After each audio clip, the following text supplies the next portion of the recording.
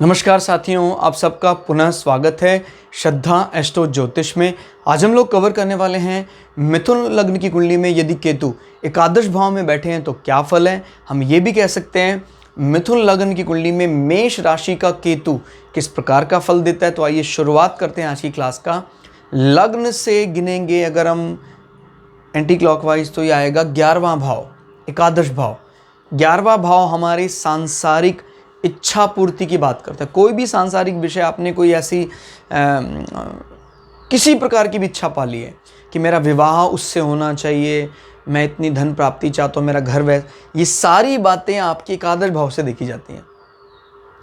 इसी कारण से ऋषि पराशर कहते हैं कि भाई एकादश भाव में कोई भी प्लैनेट प्राय सांसारिक विषयों के लिए अच्छा माना जाता है। लेकिन जहाँ बात करते हैं फाइनल मोक्षा की, और ये फाइनल मोक्षा से द्वादश पड़ जाता है, 12वां पड़ जाता है। तो अगर 11वां भाव बहुत मजबूत है और 4, 8, 12 भाव कमज़ोर हैं, फिर बोलते हैं ऐसे व्यक्ति को संसार छोड़ने में बड़ी दिक्कत होती है। निश्चित रूप से अगर आप संसार में ही लिप्त हो जाएं पूरी तरह से, भाई मेरी सारी इच्छाएं पूरी होती हैं, तो जब प्राण निकल रहे होंगे तब आपको वही भावनाएं रोकेंगी, और उस रुकावट के कारण कहते हैं कि अंत कठिन होता है, बड़ा कठिन अंत माना जाता है। तो वो अशुभता की बात यहाँ ध्यान रखनी है। लेकिन जिस जातक की कुंडली में 11वां भाव बली हो, 4, 8, 12 3 भाव में से कोई भी मोक्ष हाउस बली हो, आपको परेशानी नहीं होगी। कारण आप हर इच्छा पूर्ति में कहीं ना कहीं ईश्वरीय ध्यान, मोक्ष बनाए रखेंगे।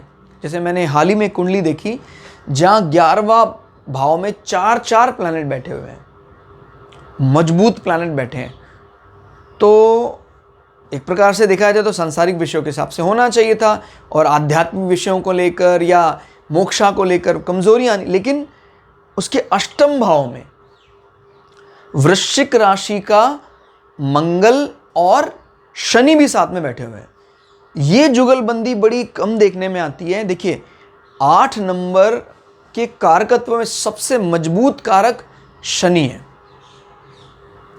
अब कई तो सोच रहे होंगे मंगल और शनि तो वहाँ द्वंद्व पैदा कर देंगे, लड़ाई झगड़ा पैदा कर देंगे, लेकिन याद रखिएगा 8 नंबर का द्वंद्व प्रायः इन विषयों को लेकर रहता है, ईश्वरीय विषय को लेकर, अकल्ट को लेकर, कहीं ना कहीं द्वंद्व ससुराल पक्ष को लेकर भी रहता है। लेकिन एक बात और ध्यान रखनी है, शनि इस राशि के स्वामी को पसंद नहीं करता है, लेकिन अष्टम भाव में एक तो कारकत्व का बल और दूसरा वृश्चिक राशि छुपी हुई राशि है, उसको एक्सप्लोर करने में शनि को बहुत आनंद आता है। निश्चित रूप से कष्ट देगा, लेकिन जो अकल्ट वाला पार्ट है, ईश्वरीय तत्व को पाने वाला पार्ट है, वो उसका एक्टिव रखेगा। तो सारे दोष स्वतः ही समाप्त हो जाएंगे हमेशा। मतलब ऐसा हो ही नहीं सकता है कि ऐसे व्यक्ति को क्षण भर भी, थोड़ा सा भी उसको ऐसा लगे कि नहीं, अब प्राप्तियां होती रहेंगी, लेकिन ईश्वरीय ध्यान कभी भंग नहीं होता है। क्यों? जीवन में ये शनि और मंगल की जुगलबंदी उसको कष्ट दे रही है, लेकिन ये कष्ट भी उसके लिए फायदेमंद है, क्योंकि मैंने बताया ना 4, 8, 12 से संबंधित कारकत्व भी यहां आ जाए, चाहे द्वंद्व में आए, हाउसेस को स्ट्रांग करेंगे, क्योंकि मंगल तो अपने घर का ही है। और मेष लगन की कुंडली में वैसे भी मंगल लग्नाधिपति है, और लग्नाधिपति सबसे ज्यादा शुभ प्लैनेट माना जाता है। तो उसने एक अष्टम भाव को शुभ कर दिया। शनि का डिसएग्रीमेंट हमारे लिए फेवर ही करेगा। तो कुल मिला के देखा जाए 11वां भाव हमेशा हमें संसार से जोड़ देता है और मोक्षा से दूर कर देता है, ऐसा नहीं है। अगर आप सांसारिक विषयों को लेकर किसी ज्योतिषी के पास जा रहे हैं, आपका सिंपल सा प्रश्न है कि सर ये बताओ इसके लिए नौकरी चाकरी आय के साधन रहेंगे कि नहीं। उसने कहा जी बहुत अच्छा रहेगा इस विषय में।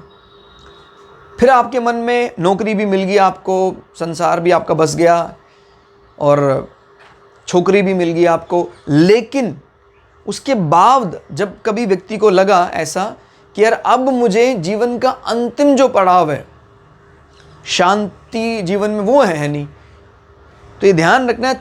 तब आप ज्योतिष के पास गए थे, तब आपने उससे ये ही प्रश्न किया था, ये बताइए जीवन में अर्निंग्स रहेंगी, आय के साधन रहेंगे कि नहीं रहेंगे? उसने बता दिया। मोक्षा के विषय में आपने कोई प्रश्न नहीं किया।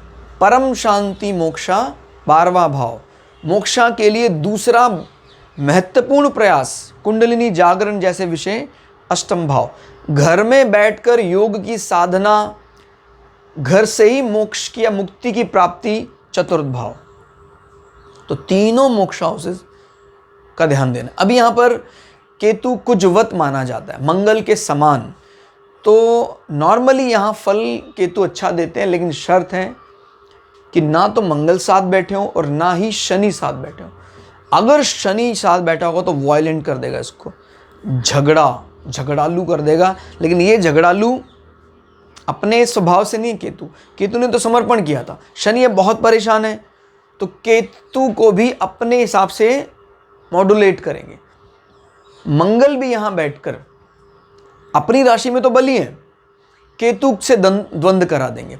इस कंडीशन में शनि का बैठना ज़्यादा दुखदायी होगा, क्योंकि शनि भी इस राशि में नीच का माना जाता है और केतु को भी अपने साथ अपने एजेंडे में बलिदान कर देगा। तो ये विचार करना है कि अकेला केतु यहाँ अच्छे फल दे रहा है, लेकिन यहाँ पर साथ में शनि आ जाए तो ये जुगलबंदी बिगड़ जाती है। अब कई कुंडलियाँ ऐसी भी हैं जब शनि बैठा है फिर भी वो इस प्रकार की कोई नेगेटिव थॉट या अपने मित्रों का कोई बुरा करना, बड़े भाइयों बड़ी बहनों का बुरा करना, ऐसा विचार नहीं करता। कारण क्योंकि यहाँ बृहस्पति की नज़र पड़ रही है और बृहस्पति की नज़र आते ही शनि को भी अब शांत करेगा और केतु को भी शांत कर देगा।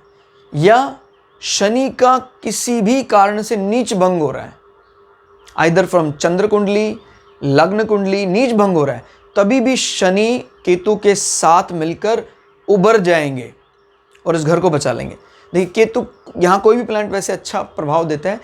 केतु का यहाँ सेटिंग एक तो ये बताती है कि अगर मंगल मजबूत स्थिति में कहीं बैठा है, जैसे मंगल एक्सेल करके यहाँ बैठ जाता है, एक तो वो विपरीत राजयोग दे देगा, दूसरा अर्निंग सोर्सेज में कमाल की वृद्धि करेगा आपके। क्लियर हो गया? और केतु की यहाँ सेटिंग अपने अर्निंग्स के प्रति आदमी बहुत ज़्यादा अटैच ना होना, ये एक पॉजिटिव एंगल है।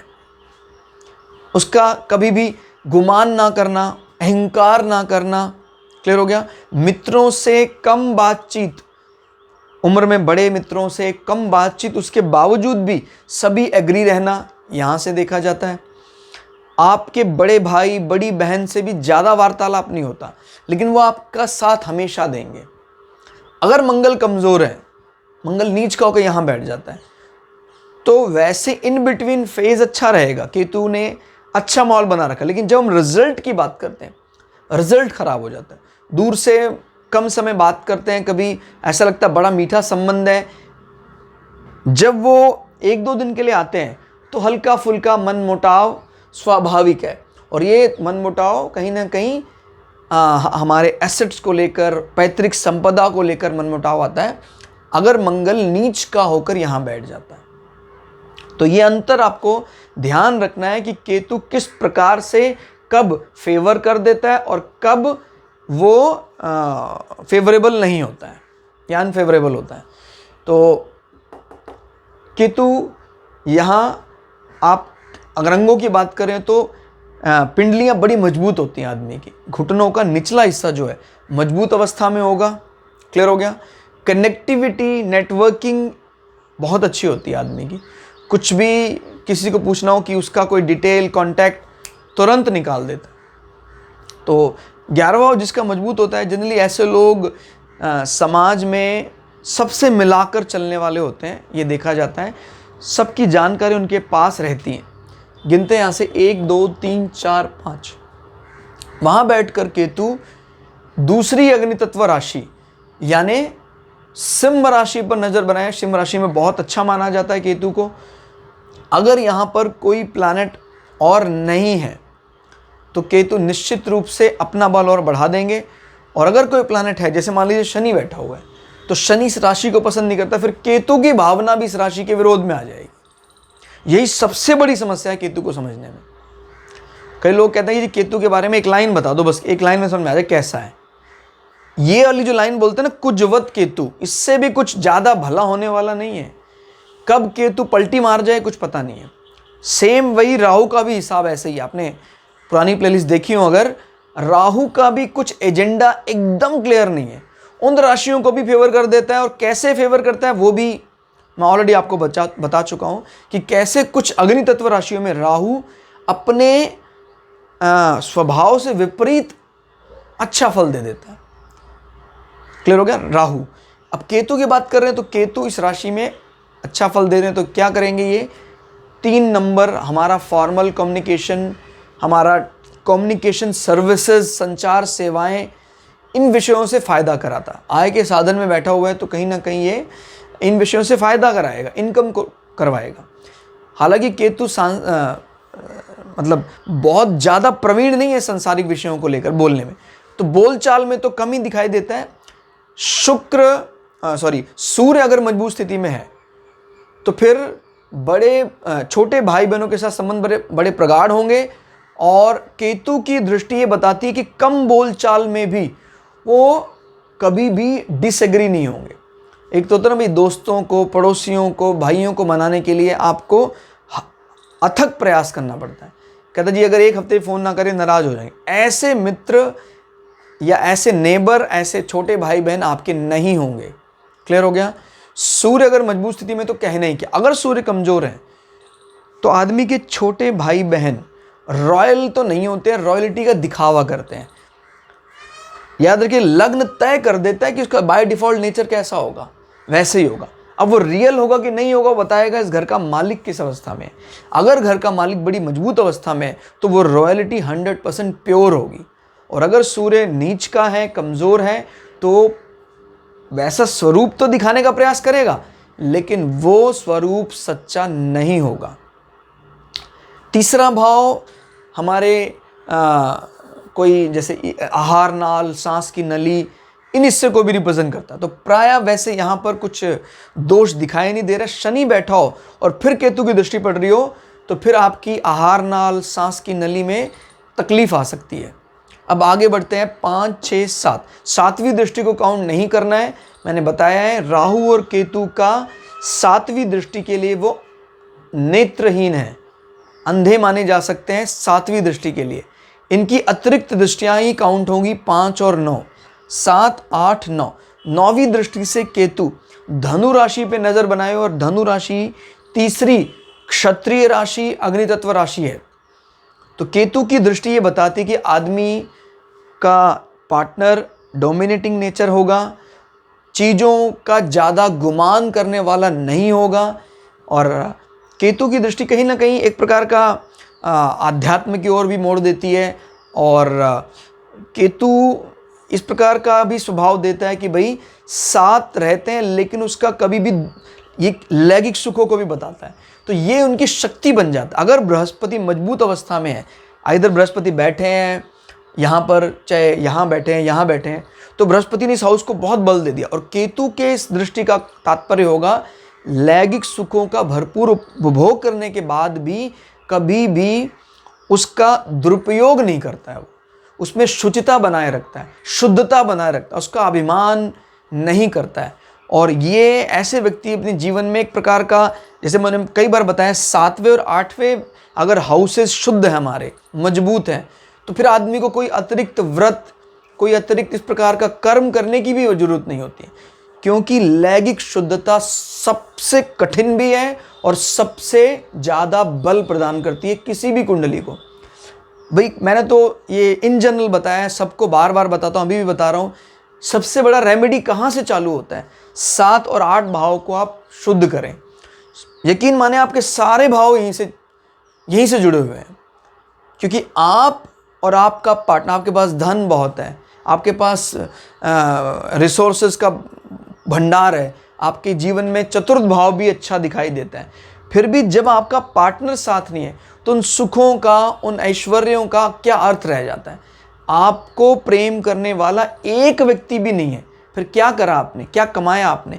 तो देखा जाए तो सबसे ज़्यादा इम्पॉर्टेंट है क्या आप किसी फिजिकल बॉडी को एग्री करवा सकते हैं। आप किसी फिजिकल बॉडी के कह सकते हैं उसको जीत सकते हैं, उनके मनोवृत्ति को जीत सकते हैं, एग्री हो सकते हैं, प्योर हो सकते हैं, वफादार हो सकते हैं। अगर हो सकते हैं, यकीन कीजिए आप सारे हाउसेस पर काम करे गए, 7वां और 8वां। भाई किसी भी कुंडली में कहते हैं ना मांगल्य, मंगल, ये शब्द मांगल्य का अर्थ होता है अच्छा, खराब नहीं होता है। लेकिन अगर यही 7 और 8 बिगड़ जाए तो फिर ये कई दफ़ा अमंगल यहीं से निकलता है। देख रहे हैं आप कितना अजीब है। हमारे जीवन में कौन तय कर रहा है कि हम मंगल्य लाएंगे कि नहीं लाएंगे? 7 और 8 तय कर रहा है, और कोई तय नहीं करता। कहता जी वो तो लग्न में बैठा है, वो लग्न में बैठा है इसलिए वो अमंगल्य नहीं है, वो लग्न में बैठकर सप्तम भाव को पीड़ित कर रहा है, इसलिए अमंगल्य कहा जाता है। तो ये ध्यान रखिएगा, 7वां और 8वां भाव निश्चित रूप से अगर बली हो तो कोई अतिरिक्त प्रयोग करने की, कोई अतिरिक्त व्रत करने की जरूरत नहीं होती। सबसे कठिन, ना सिर्फ हिंदू एस्ट्रोलॉजी में बात, आप किसी और एस्ट्रोलॉजी में भी अगर अध्ययन करें या दूसरे संस्कृति की, दूसरे धार्मिक ग्रंथों में देखें, बार बार एक स्वर से सारे बात कहते हैं कि भोजन का व्रत निश्चित रूप से कठिन है, लेकिन लैंगिक व्रत सबसे कठिन है। और जो ये कर सकता है वो देवता समान ही है, वो धरती में रहने वाला देवता है। क्लियर हो गया? तो रोने का, चिल्लाने का, बिलकने का फायदा नहीं है। अगर आपने लैंगिक शुचिता बरकरार नहीं रखी है, आपको सभी भावों से संबंधित कष्ट निश्चित मिलेगा। क्लियर? अब हम यहां से इस दृष्टि का समझ चुके हैं फायदा। ये फायदा बहुत इंपॉर्टेंट है, ध्यान रखिएगा। यहां बैठकर इस प्रकार का व्यक्तित्व आदमी का बनाता है। लेकिन कुछ ग्रहों का और ध्यान रखना है। जैसे मान लीजिए आपका अष्टम भाव बिगाड़ दिया किसी ग्रह ने, बृहस्पति नीच का हो गया और नीच भंग नहीं हो रहा है, तो फिर आदमी अष्टम भाव के दुखों को झेलता है। भाई एक तो मैंने बोला ना बृहस्पति मजबूत होना चाहिए था, बृहस्पति कमजोर हो गया, तो फिर केतु की दृष्टि हालांकि स्टेबलाइज करने का काम करती है, लेकिन नेट रिजल्ट खराब हो जाता है। और अगर यहाँ बृहस्पति बैठा है तो पहला पड़ाव या मैरिज के जस्ट बाद आदमी विश्वास नहीं जीत पाता, लेकिन कुछ समय के बाद आदमी को बृहस्पति के स्वग्रही या उच्च के जैसे फल मिलने लग जाते हैं। क्योंकि अगर बृहस्पति का नीच भंग होता है, जैसे इस पर इसके उच्च राशि का स्वामी दृष्टि डाल दे तो इसका नीच भंग हो जाता है, या कोई उच्च का ग्रह इसके साथ मंगल बैठ जाए तो भी नीच भंग हो जाएगा। तो विचार जरूर करना है कि किस प्रकार से कोई प्लैनेट कब अपना एक्सट्रीम बेनिफिट दे सकता है। आज की क्लास में इतना ही। क्लास आपको कैसी लगी कमेंट करके जरूर बताइएगा। मिलते हैं अगली क्लास में, तब तक के लिए जय श्री भगु पराशरा, जय श्री शुक्राचार्य, नमस्कार।